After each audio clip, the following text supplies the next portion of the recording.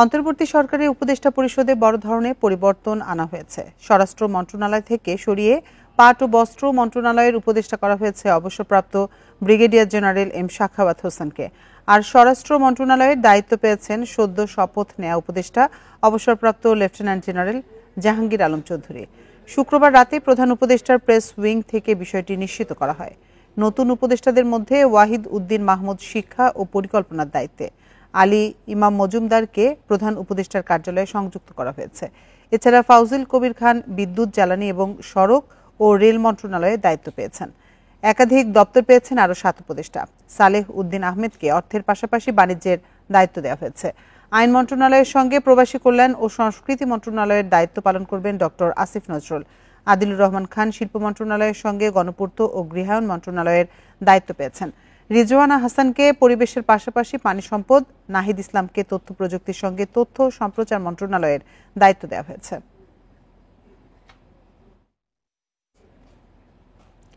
কোটা সংস্কার আন্দোলন ঘিরে বাংলাদেশের বিভিন্ন স্থানে বিক্ষোভ ও অস্থিরতায় 32 শিশুসহ 6 শতাধিক মানুষের মৃত্যু হয়েছে। এই হিসেব 16 জুলাই থেকে 11 আগস্ট পর্যন্ত 27 দিনের। আন্দোলনের বিষয়ে প্রকাশিত প্রাথমিক প্রতিবেদনে একথা জানিয়েছে জাতিসংঘ মানবাধিকার কমিশন।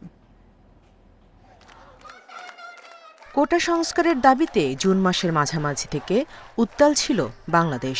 জুলাইয়ের মাঝামাঝি আন্দোলন রূপ নেয় সহিংসতায়। আইনশৃঙ্খলা বাহিনীর বল প্রয়োগ ও মানবাধিকার লঙ্ঘন নিয়ে উদ্বেগ জানায় জাতিসংঘ। সহিংসতার ঘটনার নিরপেক্ষ তদন্ত ও দোষীদের বিচার নিশ্চিতেরও আহ্বান জানায় সংস্থাটি। শুক্রবার আন্দোলনের বিষয়ে প্রাথমিক প্রতিবেদন প্রকাশ করে জাতিসংঘ মানবাধিকার কমিশন। স্থানীয় গণমাধ্যম ও আন্দোলনকারীদের বরাত দিয়ে প্রতিবেদনে জানানো হয়, আন্দোলন ঘিরে 16 জুলাই থেকে 11 আগস্ট পর্যন্ত বিভিন্ন স্থানে বিক্ষোভ ও অস্থিরতায় 32 শিশুসহ 6 শতাধিক মানুষের মৃত্যু হয়েছে। এর মধ্যে শুধু 5 ও 6 আগস্ট 2 দিনে মারা গেছে অন্তত 250 জন। ছাত্র আন্দোলন দমনে নিরাপত্তা বাহিনীর অতিরিক্ত বল প্রয়োগ, মানবাধিকার লঙ্ঘন, নির্বিচার গ্রেপ্তার, নির্যাতন, গুম, বিচার বহির্ভূত হত্যা ও মত প্রকাশের স্বাধীনতা হরণের সত্যতাও পেয়েছে জাতিসংঘ। এটি বাংলাদেশের জন্য গুরুত্বপূর্ণ মুহূর্ত। মানবাধিকার রক্ষা করাই অগ্রগতি ও জবাবদিহিতার মূল চাবিকাঠি। আমরা আগামী সপ্তাহে ঢাকায় একটি দল পাঠাবো, যারা সাম্প্রতিক সহিংসতা ও অস্থিরতার প্রেক্ষাপটে মানবাধিকার লঙ্ঘনের তদন্ত পদ্ধতি নিয়ে আলোচনা করবে।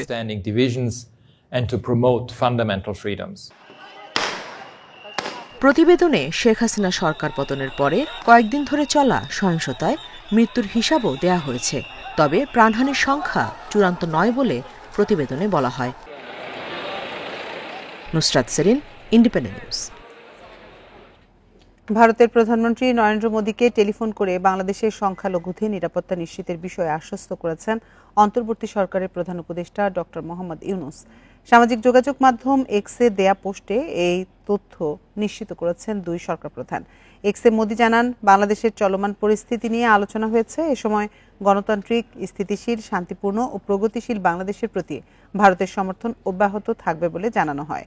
বৃহস্পতিবার লালকেল্লায় ভারতের ৭৮তম স্বাধীনতা দিবস উপলক্ষে ভাষণে বাংলাদেশের সংখ্যালঘু নির্যাতনের বিষয়ে উদ্বেগ জানান মোদী। সে সময় বাংলাদেশের উন্নয়ন ও বিকাশে ভারত সবসময় শুভাকাঙ্ক্ষীর ভূমিকা পালন করবে বলেও মন্তব্য করেন মোদী। গণ অভ্যুত্থানের মুখে 5ই আগস্ট পদত্যাগের পর থেকে ভারতে রয়েছেন বাংলাদেশের সাবেক প্রধানমন্ত্রী শেখ হাসিনা। এক্সে পোস্ট করে ফোনালাপের কথা নিশ্চিত করেছেন ডক্টর ইউনূসও।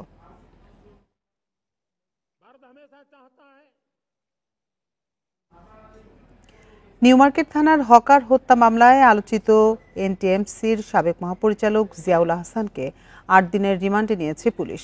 তার রিমান্ডের আবেদন মঞ্জুর করেন ঢাকার মেট্রোপলিটন ম্যাজিস্ট্রেট আরফাতুল রাকিব। শুক্রবার বিকেলে জিয়াউল আহসানকে আদালতে তোলে পুলিশ। কোটা সংস্কার আন্দোলনের সময় রাজধানীর নিউমার্কেট এলাকায় নিহত হন হকার শাহজাহান আলী। এই হত্যাকাণ্ডে থানায় মামলা দায়ের করেন শাহজাহানের মা আয়েশা বেগম। সেই মামলায় আলোচিত সাবেক সেনা কর্মকর্তা ও এনটিএমসির সাবেক মহাপরিচালক জিয়াউল আহসানকে গ্রেপ্তার দেখায় ডিএমপি। সাবেক এই সেনা কর্মকর্তাকে শুক্রবার বিকেলে ঢাকার মেট্রোপলিটন ম্যাজিস্ট্রেট আদালতে তোলা হয়। জিজ্ঞাসাবাদের জন্য তাকে 10 দিনের রিমান্ডে নেয়ার আবেদন করে পুলিশ। আসামি পক্ষের আইনজীবী নাজনীন নাহার রিমান্ড আবেদনের বিরোধিতা করেন।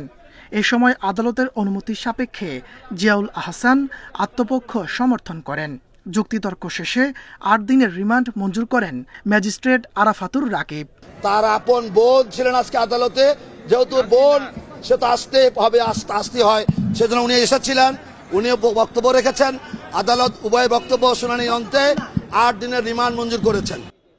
গত 6 আগস্ট মেজর জেনারেল জিয়াউল আহসানকে চাকরি থেকে অব্যাহতি দেওয়ার কথা জানায় আন্তঃবাহিনী জনসংযোগ পরিদপ্তর। Independent news. সড়কের দায়িত্ব ট্রাফিক পুলিশকে দিয়ে শিক্ষার্থীদের ক্লাসে ফেরার আহ্বান জানিয়েছেন বৈষম্য বিরোধী ছাত্র আন্দোলনের সমন্বয়ক সার্জিস আলম। শুক্রবার সকালে ঢাকা বিশ্ববিদ্যালয়ে অমর 21 হলে এক সংবাদ সম্মেলনে একথা বলেন তিনি। এ সময় তিনি জানান, বর্তমানে অনেক ভুয়া সমন্বয়ক ও সহ সমন্বয়ক তৈরি হয়েছে। তারা ব্যক্তি স্বার্থে লুটপাটের জন্য কমিটিও করছে।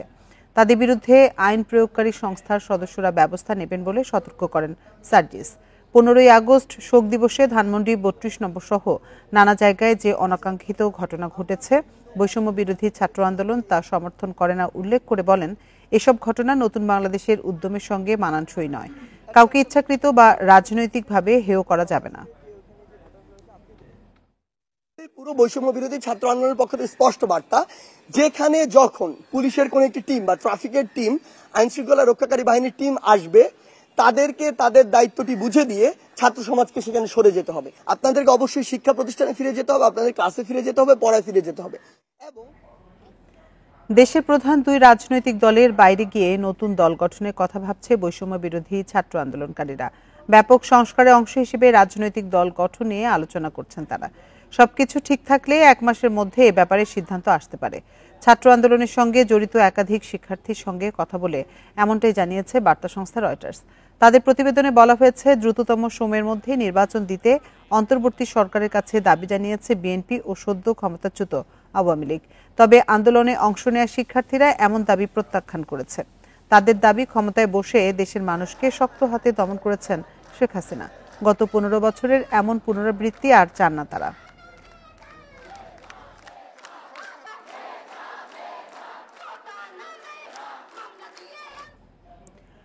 প্রতিহিংসা নয়, সকল ধর্মের মানুষ একসাথে মিলে একটি সুন্দর রাষ্ট্র গঠনের আশা প্রকাশ করেছেন বিএনপি মহাসচিব মির্জা ফখরুল ইসলাম আলমগীর।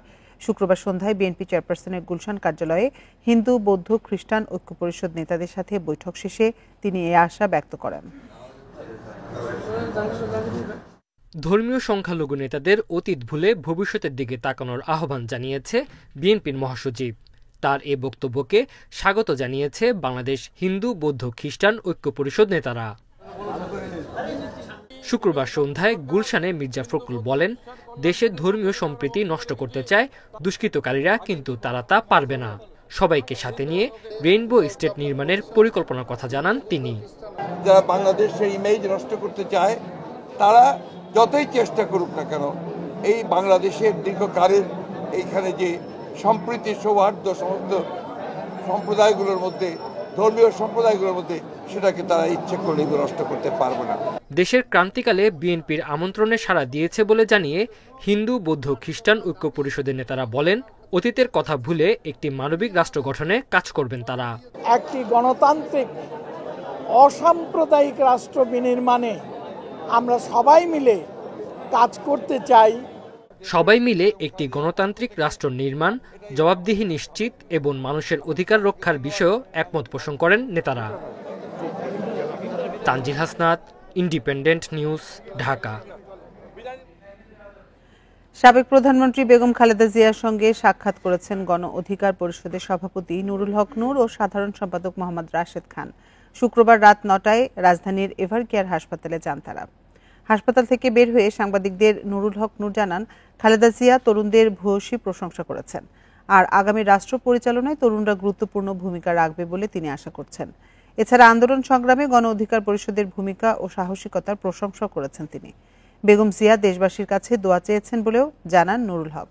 আরও বলেন, বেগম জিয়াকে শেখ হাসিনা সরকার অবৈধভাবে জেলে আটকে রেখে বিষ প্রয়োগ করে মৃত্যুর দিকে ঠেলে দিয়েছে। এ কাজে ভারতও জড়িত বলে অভিযোগ নূরের। তাকে জেলখানায় নিয়ে বিষ প্রয়োগের মাধ্যমে তাকে একটা মৃত্যুর দিকে ঠেলে দেওয়া, তার রাজনীতিকে শেষ করে দেওয়া, এটা শুধুমাত্র শেখ হাসিনা এবং আওয়ামী লীগের প্ল্যান পরিকল্পনা ছিল বলে এটা আমি মনে করি না। এটা নিশ্চয়ই বাংলাদেশে আগ্রাসন চালানোর জন্য ভারতেরও একটা সমর্থন ছিল। বিএনপির ভাইস চেয়ারম্যান অবসরপ্রাপ্ত মেজর হাফিজউদ্দিন আহমেদ ও খালেদা জিয়ার ব্যক্তিগত চিকিৎসক ডাক্তার AZM জাহিদ হোসেনকে দলটির স্থায়ী কমিটির সদস্য পদ দেওয়া হয়েছে। শুক্রবার দুপুরে নাপাল্টনে বিএনপির কেন্দ্রীয় কার্যালয়ে সংবাদ সম্মেলন করে এ তথ্য জানান দলটির সিনিয়র যুগ্ম মহাসচিব রুহুল কবির রিজভী। বলেন, দীর্ঘদিন বিএনপির স্থায়ী কমিটির 19 সদস্যের মধ্যে মৃত্যুজনিত কারণে 5টি পদ ফাঁকা ছিল। হাফিজউদ্দিন আহমেদ ও জাহিদ হোসেনের অন্তর্ভুক্তির পর আরও 3টি পদ শূন্য রয়েছে বলে জানান তিনি। এর আগে খালেদা জিয়ার 80তম জন্মদিন উপলক্ষে জাতীয়তাবাদী স্বেচ্ছাসেবক দলের এক অনুষ্ঠানে যোগ দিয়ে তিনি অভিযোগ করে বলেন, ইয়াহিয়া আইয়ুবের চেয়েও ভয়ানক স্বৈরশাসক ছিলেন শেখ হাসিনা।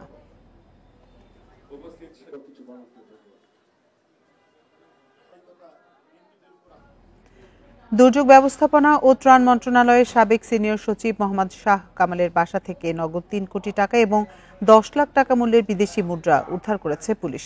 শুক্রবার সন্ধ্যায় রাজধানীর মোহাম্মদপুরের বাবর রোডে শাহ কামালের বাসায় অভিযান চালিয়ে এসব টাকা ও বিদেশি মুদ্রা উদ্ধার করে পুলিশ। ডিএমপি জানায়, গোপন সংবাদের ভিত্তিতে অভিযান চালিয়ে এসব উদ্ধার করা হয়। অভিযানে পাওয়া যায় নগদ 3 কোটি 1,10,166 টাকা, 74,400 টাকা দামের 100 টাকার প্রাইজ বন্ড এবং 10,03,306 টাকা মূল্যমানের বিদেশি মুদ্রা। শাহ কামাল দুর্যোগ ব্যবস্থাপনা ও ত্রাণ মন্ত্রণালয়ের সচিব থাকাকালে তার বিরুদ্ধে বদলি, কেনাকাটা, উন্নয়ন কাজসহ বিভিন্ন উৎস থেকে অবৈধ অর্থ গ্রহণের অভিযোগ ছিল। তিনি 2020 সালে সরকারি চাকরি থেকে অবসর গ্রহণ করেন।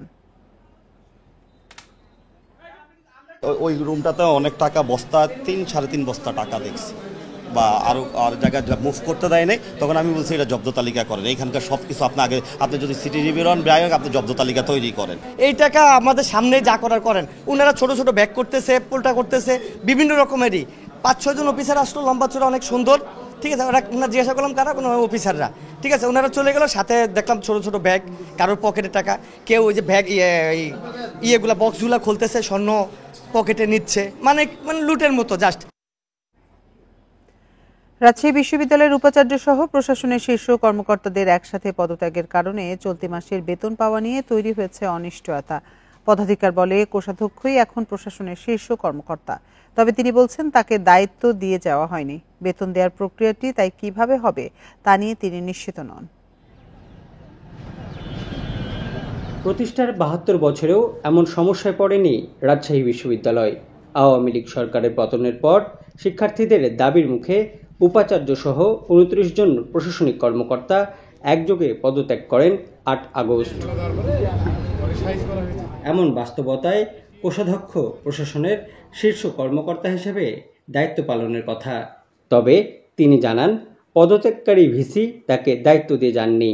এছাড়া হিসাব পরিচালকও পদত্যাগ করায় শিক্ষক কর্মকর্তাদের বেতন দেওয়ার প্রক্রিয়া নিয়ে তৈরি হয়েছে অনিশ্চয়তা। ভাইস চ্যান্সেলর না হলে তো এটা হবে না, অথবা ভাইস চ্যান্সেলর যিনি আছেন, যিনি পদত্যাগ করেছেন, তাকে যদি বলা হয় যে আপনি নিয়োগ না হওয়া পর্যন্ত কাজ করেন, এইটা যদি কিছু হয় সেটা হয়। এখন এগুলো তো নির্ভর করছে যারা নিয়োগ দেয়, পলিসি মেকিং এ যারা আছে তারাই এটা ঠিক করবে। এতে ঠিক সময়ে বেতন পাওয়া নিয়ে শঙ্কায় শিক্ষক কর্মকর্তারা। শিগগির বিষয়টির সুরাহা চান তারা।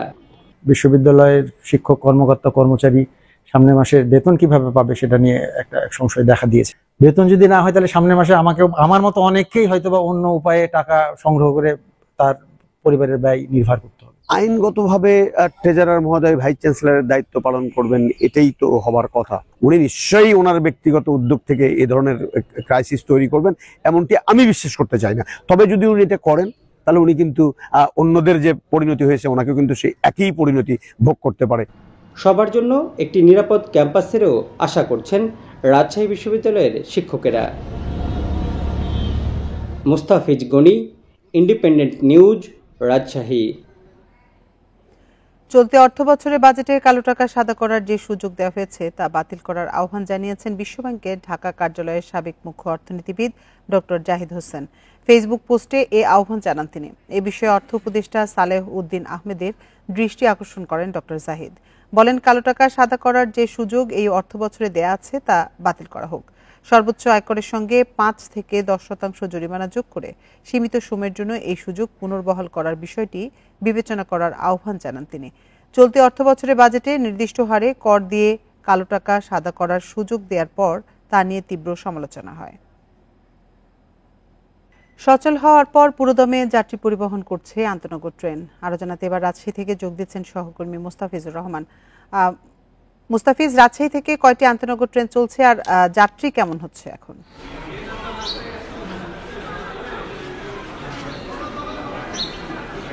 আন্তনগর ট্রেন গেল বৃহস্পতিবার থেকেই প্রথম দিনে 2টি ট্রেন চলাচল করেছে এবং রাজশাহী থেকে ঢাকা যেটি পদ্মা এবং ধূমকেতু এক্সপ্রেস, এরপর থেকেই কিন্তু পূর্ণাঙ্গ রূপে ট্রেন চলাচল শুরু করছে। রাজশাহী স্টেশন থেকে আজকে যেমন ছেড়ে গেছে, এর মধ্যে মধুমতি এক্সপ্রেস ছেড়ে গেছে, বনলতা ছেড়ে গেছে, সিল্ক সিটি ছাড়ার অপেক্ষায় রয়েছে এবং এরপরে বিকেল 4টায় রয়েছে পদ্মা এবং রাত 11:20 রয়েছে আবার ধূমকেতু ছেড়ে যাবে। কিন্তু এখন পর্যন্ত রেলওয়ে কর্তৃপক্ষ যেটি বলছেন যে মূলত যেই কারণে ট্রেনগুলো বন্ধ ছিল, বিশেষ করে আন্তনগর থেকে শুরু করে লোকাল, মেইল এবং কমিউটার যে ট্রেনগুলো ছিল, যেগুলো যাত্রী সাধারণের নিরাপত্তার স্বার্থে এবং রেলের নিরাপত্তার স্বার্থে কিন্তু বন্ধ রাখা হয়েছিল, সে যে সংখ্যা ছিল সেই সংখ্যাটি পুরোটাই কেটে গেছে এবং তারা এর আগেও পরীক্ষামূলকভাবে লোকাল ট্রেনগুলো ছেড়েছিল এবং সেই সময় কিন্তু নির্বিঘ্নে ট্রেনগুলো চলাচল করেছে।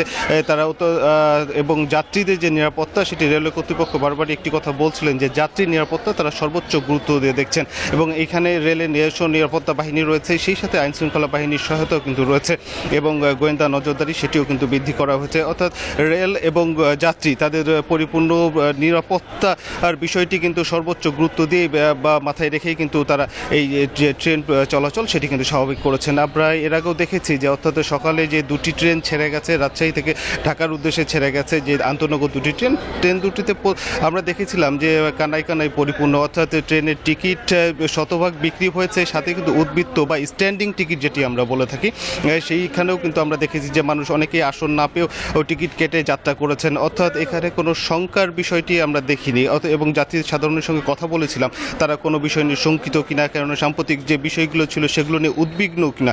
যাত্রী সাধারণ যেটি বলছিলেন যে তারা যেহেতু গেল 2 দিন হয়ে গেছে ট্রেন চলাচল করছে এবং আন্তনগর ট্রেনগুলো নির্বিঘ্নেই চলাচল করছে, যার ফলে কোনো প্রকার শঙ্কা কিন্তু তাদের মধ্যে নেই এবং অনেক উৎসাহ সহকারেই কিন্তু দেখেছি, বিশেষ করে যারা দূরের যাত্রী রয়েছেন বা আন্তনগর ট্রেনের যাত্রী যারা রয়েছেন তারা কিন্তু যাতায়াত করছেন, অনেকেই পরিবার পরিজন নিয়ে কিন্তু যাওয়া আসা করছেন।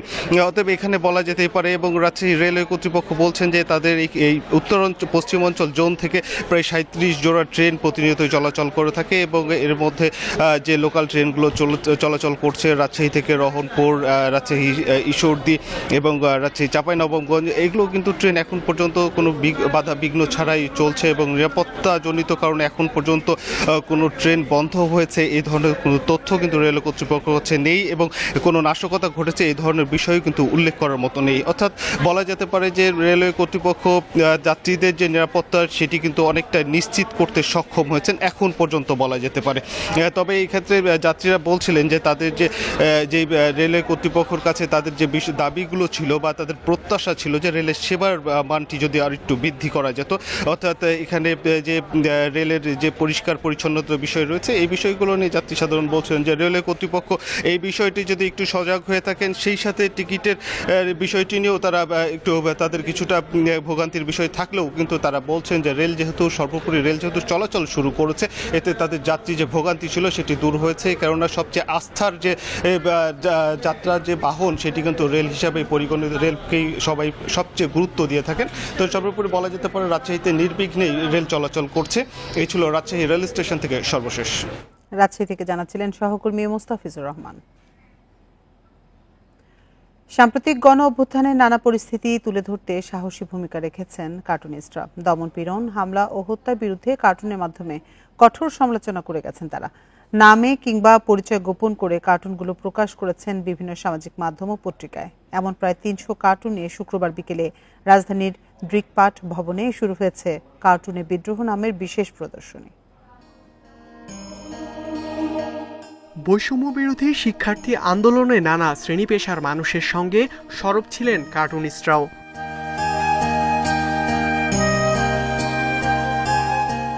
আওয়ামী লীগ সরকারের সমালোচনা এবং গণ অভ্যুত্থানের নানা ঘটনা উঠে এসেছে এই সময়ের কার্টুনে। ছাত্র জনতার ওপর নির্মম হামলা ও আইনশৃঙ্খলা বাহিনীর একমুখী আচরণের চিত্র এঁকেছেন শিল্পীরা। সাবেক মন্ত্রীদের নানা অযৌক্তিক সিদ্ধান্তের সমালোচনাও উঠে আসে কার্টুনে। এ ধরনের ৩ শতাধিক কার্টুন স্থান পেয়েছে কার্টুনিস্ট অ্যাসোসিয়েশন, দৃক ও ইয়ার্কির যৌথ এই প্রদর্শনীতে। আওয়ামী সরকার হয়তোবা এই যে এত শিল্পের বিকাশ বা এত কিছু বলার মাধ্যমে আবার শিল্পীদের গলাও চাপা ধরতেছে, ধরার চেষ্টা করছিল যে মানে তাদের সমালোচনা করে কিছু আঁকলেই একটা ভয়, প্রতিবন্ধকতারা ছিল বলেই চ্যালেঞ্জটা ফেস করছে। শিল্পীরা যেভাবে তাদের নিজেদের এই কণ্ঠস্বরকে কার্টুনের মধ্য দিয়ে প্রকাশ করেছেন, এটা আগে কখনো হয়নি। এবং এখন আজকে আমরা এটাকে যদি কার্টুনের বিদ্রোহ বলছি, কিন্তু এক অর্থে এটা কিন্তু এক ধরনের গণমানুষের বিজয়কে উদযাপন করা। আর কখনোই এমন দমন পীড়নের সরকার চান না শিল্পীরা। তাদের দাবি পরিপূর্ণ বাক স্বাধীনতা। দেশের সব রাজনীতিককে অতীত থেকে শিক্ষা নেওয়ার আহ্বান তাদের। কৌশলগুলি জানতে হবে, তাহলে হয়তো আমি খুব বৈরী সময় আমি কারণ রাখতে পারবো, কেউ বুঝতে পারবে না। কিন্তু আমি জায়গার মধ্যে আমার মেসেজটা কিন্তু জনগণ টিকিটের পাবে, যেটা আমার কার্টুনের ক্ষেত্রে হয়েছে। আমি কিন্তু হাসিনাকে আঁকি নাই, আমি একটা স্যান্ড ওয়াচ আঁকছি, উপরে লিখছি কাউন্টডাউন। যে কোনো সময়ে, যে কোনো স্তরে, যে কোনো পরিস্থিতিতে সাংবাদিকতায় যদি বাধা দেওয়া হয়, আমি বলবো সেটা স্বৈরাচারী আচরণ। এবং আজকের এই নতুন সরকারও যদি সেই আচরণ করে, তাকে আমি স্বৈরাচার বলবো। রাজধানীর প্রান্তপথের দৃকপাট ভবনে প্রদর্শনী চলবে 23 আগস্ট পর্যন্ত।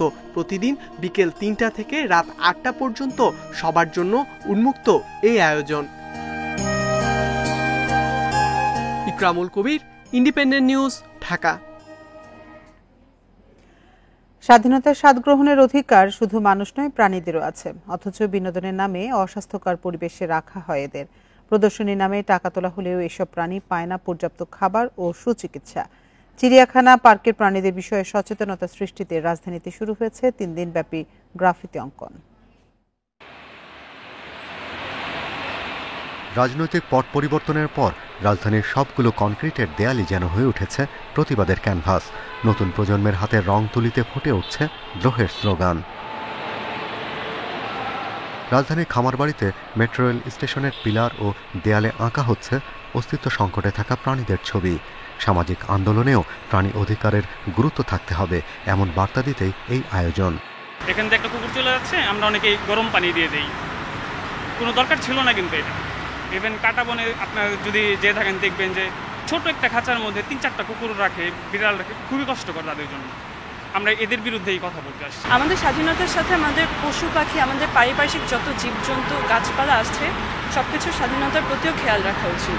আরো জোরদার করতে হবে আইনটা। তারপর পুলিশের এখানে আমরা পূর্ণ সহযোগিতা আশা করি, যেন পুলিশ মানে তারা যেন আমরা যখন তাদের কাছে কোনো কেসটা নিয়ে যাব, তখন যাতে তারা সেটা শক্ত হাতে হ্যান্ডেল করে। প্রাণী অধিকার নিশ্চিতে দেশে আইন থাকলেও তা প্রয়োগ নেই। নতুন প্রজন্মের হাতে যে সংস্কারের ধারা শুরু হচ্ছে, সেখানে সব প্রাণীদের সম্মান প্রতিষ্ঠা পাবে, এমন প্রত্যাশা নিয়েই এই আয়োজন চলবে রোববার পর্যন্ত। সমাপনী সমাবেশে প্রাণী অধিকার আইনের সংস্কার ও কর্মকর্তাদের দায়িত্ব ঠিকভাবে পালনের আহ্বান জানানো হবে। চিড়িয়াখানা এবং কাটাবনের মতো যে অ্যানিম্যাল মার্কেটগুলোতে যে প্রাণীরা মানবেতরভাবে ধারণ করা হয় শুধুমাত্র আমাদের বিনোদনের জন্য, সেই জায়গাটাকে প্রশ্নবিদ্ধ করার জন্য আমরা আজকে গ্রাফিটি করব। বিগত যে ক্রুয়েলটিগুলো আমরা দেখেছি সারা দেশে, সহিংসতা প্রাণীর প্রতি, পিটিএ মারা, এই যে পিটিএ মারা সংস্কৃতি, সেটাকে আমরা এখানে তুলে ধরব। প্রাণী অধিকার কর্মীদের আশা, পরিবর্তিত বাংলাদেশের সব সংস্কার হবে প্রাণী রক্ষার কথা মাথায় রেখে। Shahriar Anirban, independent news, Dhaka. চট্টগ্রামে 1 মাস ধরে শিশুদের জীবন রক্ষাকারী 3 ধরনের টিকার সংকট। হুমকির মুখে 2.5 লাখ শিশুর স্বাস্থ্য সুরক্ষা। এতে চরম উদ্বিগ্ন অভিভাবকরা। তবে স্বাস্থ্য বিভাগের দাবি, অস্থিতিশীল পরিস্থিতিতে সরবরাহ ব্যাহত হয় এসব বিদেশি টিকা। শিগগিরই সমস্যা কাটিয়ে ওঠার আশা তাদের। শিশুদের মারাত্মক ডিফথেরিয়া, হুপিং কফ ও ধনুষ্টঙ্কার প্রতিরোধে পেন্টাভ্যালেন্ট, নিউমোনিয়া প্রতিরোধে পিসিবি এবং পোলিও প্রতিরোধে দেয়া হয় আইপিভি টিকা। 0 থেকে 15 মাস বয়সী শিশুর জীবন রক্ষায় প্রয়োজন এসব প্রতিষেধক। কিন্তু চট্টগ্রামে অন্তত 1 মাস ধরে কোনো টিকা কেন্দ্র, স্বাস্থ্যকেন্দ্র বা হাসপাতালে মিলছে না এসব বিনামূল্যের টিকা। অভিভাবকদের অভিযোগ, এই পরিস্থিতিতে উদ্বেগের পাশাপাশি বেড়েছে দুর্ভোগ। আমি ওদেরকে বলছি যে কিছু লাগলে আমি দিব, সমস্যা নেই। টিকারে ওনারা বলতেছে জানাবে, কখন দিবে এখন না, এই সমস্যা চলতেছে। টিকা কবে আসবে সেই বিষয়ে না আসলে বলতে পারছেন না। তো পাশাপাশি আমি অন্য জায়গায়ও খোঁজ নিয়েছিলাম, তো সেখানেও বলা হয়েছে যে আসলে টিকার ক্রাইসিস সব জায়গায় আছে। চিকিৎসকরা বলছেন সময় মতো এসব টিকা না দিলে নবজাতক ও শিশুর রোগ প্রতিরোধ ক্ষমতা ব্যাহত হতে পারে। এতে সামান্য ভাইরাসেই আক্রান্তের সংখ্যাও আছে কোমলমতিদের। 3 বা 6 মাস হয়ে যাওয়া বা ভ্যাকসিনের মাঝখানে বাদ দিয়ে যাওয়া, এটা আসলে প্রশ্ন সাপেক্ষ ব্যাপার, যে এটা বাচ্চার ক্ষতি হওয়ার একটু আশঙ্কা থাকছে। চেষ্টা করা উচিত 1 থেকে 1.5 মাসের মধ্যে ভ্যাকসিনগুলো ওনাদের কাভার করে নেওয়া, মানে ভ্যাকসিনটা দিয়ে দেওয়ার ব্যবস্থা করা। জেলা সিভিল সার্জন জানাচ্ছেন গেল জুন মাসে চট্টগ্রামে এসেছে 20,000 ডোজ টিকা, তবে জুলাই কোনো সরবরাহ না আসায় চাহিদা মেটানো যায়নি। ভ্যাকসিন আসতে বিদেশ থেকে আসতে দেরি হয়েছে বলে এটা কয়েকদিন আমাদের 1-2টা আমাদের হয়তো ডোজ মিস হয়েছে। এখন 1 সপ্তাহ পার হয় নাই। আপনারা পরবর্তী আপনাদের নিকটস্থ কেন্দ্রে যখন ভ্যাকসিন দিতে যাবে তখন ওই ডোজটা দিয়ে দিলে এটা ভ্যালিড ডোজ হিসেবে বিবেচিত হবে। স্বাস্থ্য বিভাগের তথ্য মতে চট্টগ্রাম সিটি কর্পোরেশন ও উপজেলায় বছরে চাহিদা 2,67,043 ডোজ টিকার, আর মাসে দরকার হয় 21,421 ডোজ। বেসরকারিভাবে প্রতি ডোজের দাম 5 থেকে 7,000 টাকা। Ahsan Riton, Independent News, Chattogram. বরিশালে আইন শৃঙ্খলা রক্ষায় বাড়ছে সিসি ক্যামেরার ব্যবহার। সিটি কর্পোরেশন এলাকার পাশাপাশি গ্রাম পর্যায়েও স্থাপন করা হচ্ছে সিসিটিভি। এতে জনবল স্বল্পতার মধ্যেও সর্বোচ্চ সেবা নিশ্চিত সম্ভব হচ্ছে বলে দাবি কর্মকর্তাদের। 448 বর্গ কিলোমিটার বরিশাল মেট্রোপলিটন এলাকায় রয়েছে 4টি থানা ও 4টি ফাঁড়ি। জনবল রয়েছে মাত্র 507 জন। লোকবল স্বল্পতার মধ্যেও জনসেবা নিশ্চিতে বাড়ছে প্রযুক্তি নির্ভরতা। মেট্রোপলিটন পুলিশের তথ্য অনুযায়ী 2021 সালে মহানগরের বিভিন্ন পয়েন্টে 264টি সিসি ক্যামেরা স্থাপন করা হয়। এই সহায়তায় এ পর্যন্ত 2 শতাধিক অপরাধের নিষ্পত্তি করা হয়েছে। থানা এলাকায় যত অপরাধ সৃষ্টি হয়, যখন কোনো প্রতারক আসে, যখন কোনো লোক প্রতারকের খপ্পরে পড়ে, তাও আমরা সিসি ক্যামেরা দিয়ে মোটরসাইকেল চুরি, বিভিন্ন চুরি ডাকাতি আমরা এই সিসি ক্যামেরার মাধ্যমে আমরা শনাক্ত করে থাকি। সড়ক ব্যবস্থাপনায়ও সহায়তা নেওয়া হচ্ছে সিসি ক্যামেরার। জনবলের যে স্বল্পতা, এটা আমরা সিসি ক্যামেরার মাধ্যমে এটা আমরা মেটাতে পারছি। আমার যেখানে আমরা 10 জন লোক দেব, সেখানে আমি একাই কমান্ড অ্যান্ড কন্ট্রোল রুমে বসে মনিটর করে আমি বলে দিচ্ছি যে ওখানে জ্যাম আছে, ওখানে লোক বেশি লাগবে, ওখানে কম লাগবে। মানে প্রযুক্তি আমাকে অনেক হেল্প করছে। অপরাধ দমনে সিটি কর্পোরেশন এলাকায় আরও 420টি সিসি ক্যামেরা স্থাপনের উদ্যোগ নেওয়া হয়েছে। এছাড়াও ব্যক্তি পর্যায়ে থাকা আরও 3000 সিসি ক্যামেরা যাতে সচল থাকে সে বিষয়ে সংশ্লিষ্টদের সচেতন করা হচ্ছে। আমাদের যে 260টা ক্যামেরা রয়েছে, এর সাথে সিটি কর্পোরেশন 420টা, এটা আমরা যদি একটা লিঙ্ক করে একত্রে আমরা নিয়ে আসতে পারি, তাহলে বড় একটা আমাদের যে প্রযুক্তিগত যে সহায়তা, আমাদের যে অবজারভেশন, যেটা ডিজিটাল সার্ভেলেন্স যে বিষয়টা, সেটা আমরা করতে পারছি খুব সহজেই। এছাড়া ব্যক্তি পর্যায়ে যে 3000 ক্যামেরা আমাদের রয়েছে, আমরা তাদেরকেও বিভিন্নভাবে আমরা অ্যালার্ট করছি। প্রযুক্তির ব্যবহার নিশ্চিত করা হচ্ছে জেলা পর্যায়েও। এর মধ্যে জেলার 10টি থানা এলাকায় 300 সিসি ক্যামেরা স্থাপন করা হয়েছে। Independent news. বিনিয়োগকারীদের আস্থা ফেরাতে রাজনৈতিক স্থিতিশীলতা প্রয়োজন। এ লক্ষ্যে কাজ করতে অন্তর্বর্তী সরকারকে পরামর্শ দিয়েছেন অর্থনীতিবিদ ও ব্যবসায়ীরা। তাদের মতে বিনিয়োগ আকৃষ্ট করতে সুশাসন নিশ্চিত করা জরুরি। এজন্য স্বল্প, মধ্যম ও দীর্ঘ মেয়াদে পরিকল্পনা নেওয়া যেতে পারে। ডলার সংকট, উচ্চ মূল্যস্ফীতি আর আস্থাহীনতায় গত কয়েক বছর ধরে কমতির দিকে বেসরকারি বিনিয়োগ। 2023-24 অর্থবছরে এই বিনিয়োগ কমেছে জিডিপির 0.67%। গেল জুলাই মাসে ছাত্র আন্দোলন আর কারফিউর প্রভাবে স্থবিরতা দেখা দেয় অর্থনীতিতে। বেশ কিছুদিন আমদানি রপ্তানি আর কারখানায় উৎপাদন বন্ধ থাকে। বিশ্লেষকরা বলছেন, অন্তর্বর্তী সরকারের অন্যতম কাজ হবে বিনিয়োগকারীদের আস্থা বৃদ্ধি করা। সেজন্য ডলার সংকট, দুর্নীতি, সরকারি দপ্তরে ভোগান্তি আর জ্বালানি সংকট নিরসনে গুরুত্ব দিতে হবে। এক্সচেঞ্জ রেট স্টেবিলিটি এখন অপরিহার্য। আর দ্বিতীয় কথা হচ্ছে আমার মূল্যস্ফীতির তীব্রতা আমার কমিয়ে আনতে হবে। আর তৃতীয় কথা হচ্ছে যে আমাদের যে যুবকদের ভিতরে যে বেকারত্বের যে হাহাকার আছে, সেটা সর্বপ্রথম কি করে আমরা ব্যাপক আকারে যাতে আমরা একটি ম্যানুফ্যাকচারিং মেড ইন বাংলাদেশ যাতে একটি স্লোগানের মাধ্যমে যাতে ব্যাপক হারে যাতে আমরা চাকরি আমরা যাতে সৃষ্টি করতে পারি। কস্ট অফ ডুইং বিজনেস, এটা একটা বড় জায়গা। এই জায়গাটা যাতে অ্যাড্রেস করা হয় এবং সব কর্মসংস্থান যাতে ঢাকা কেন্দ্রিক না হয়ে সারা দেশব্যাপী যাতে আমাদের কর্মসংস্থানের জন্য এই রিফরমেশনটা দরকার। দ্রুত রাজনৈতিক স্থিতিশীলতা এনে বিনিয়োগ ও কর্মসংস্থান বাড়ানোর পরামর্শ দিয়েছেন অর্থনীতি বিশ্লেষকরা।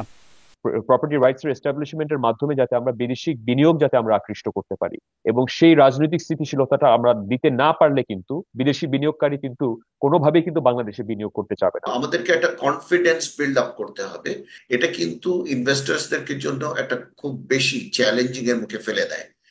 এই জায়গাটা থেকে আমরা যদি বেরিয়ে আসতে চাই তাহলে কিন্তু আমাদেরকে অ্যাড্রেস করতে হবে। এছাড়া বিনিয়োগকারীদের আস্থা বৃদ্ধিতে ব্যবসা সহজীকরণে জোর দিচ্ছেন ব্যবসায়ীরা। তৌহিদ রানা, ইন্ডিপেন্ডেন্ট নিউজ, ঢাকা। শ্রমিক সংকট মোকাবেলায় আধুনিক যন্ত্রের মাধ্যমে ধানের চারা রোপণে আগ্রহী হয়ে উঠছেন মেহেরপুরের চাষিরা। অল্প সময়ে আর কম খরচে চারা রোপণ করা যায় বলে এ পদ্ধতি জনপ্রিয় হয়ে উঠবে বলে আশা কৃষি বিভাগের। মেহেরপুরের বেশিরভাগ কৃষি জমিতে এখনো হাতে হাতে ধানের চারা রোপণ করেন চাষিরা। 1 বিঘা জমিতে কাজ করেন 4 জন শ্রমিক, খরচ হয় প্রায় 2000 টাকা। তবে অনেক কৃষক এখন আধুনিক যন্ত্রের মাধ্যমে চারা রোপণে আগ্রহী হয়ে উঠেছেন। কৃষকরা জানান, এ পদ্ধতিতে খরচ হয় 700 থেকে 800 টাকা, সময় লাগে 1 ঘন্টারও কম। হাতে লাগালে যেখানে খরচ হয় 2000 টাকা বিঘি, এবং রাইস ট্রান্সপ্লান্টার দিয়ে ধান লাগালে 600 থেকে 700 টাকা দিয়ে ধান লাগানো যায়। 1200 টাকা আমাদের সেভ হয়েছে 1 বিঘা জমি, আর সময় লাগে আধা ঘন্টা। আধুনিক যন্ত্রপাতি দিয়ে ধান চাষ করলে স্বল্প সময়ে স্বল্প খরচে আমাদের ধান চাষ করে কৃষকরা লাভবান হচ্ছে। কৃষি বিভাগ বলছে, রাইস প্লান্টার, হারভেস্টার সহ বিভিন্ন যন্ত্র ব্যবহারে কৃষক লাভবান হবে, এগিয়ে যাবে কৃষি। লেবার কস্ট যেটা, সেটা থেকেও তারা সাশ্রয় হয়, এবং ভবিষ্যতে যখন ধান কাটা হবে কম্বাইন হারভেস্টারের মাধ্যমে, সেখানেও তাদের অনেক ব্যয় সংকোচন হবে, এবং এটা যান্ত্রিকরণ সহজ হবে, কৃষকরা লাভবান হবে। যান্ত্রিক পদ্ধতিতে চারা রোপণের আগে বিশেষ প্লাস্টিকের ট্রেতে করে ধানের চারা দেয়া হয়। 1 সপ্তাহ থেকে 10 দিন বয়সী চারা জমিতে রোপণ করা হয়। Independent news.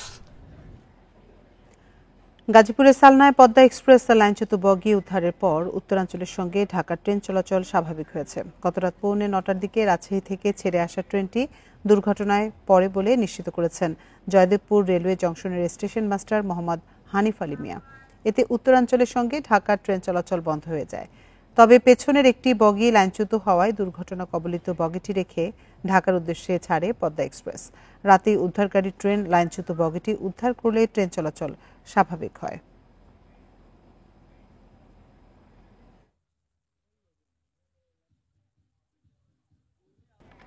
আর এই ছিল এখনকার সংবাদে। ইন্ডিপেন্ডেন্ট টেলিভিশনের সব খবরে বিস্তারিত জানতে চোখ রাখুন ফেসবুক, ইউটিউব এবং এক্সে। এতক্ষণ সাথে থাকার জন্য ধন্যবাদ সবাইকে।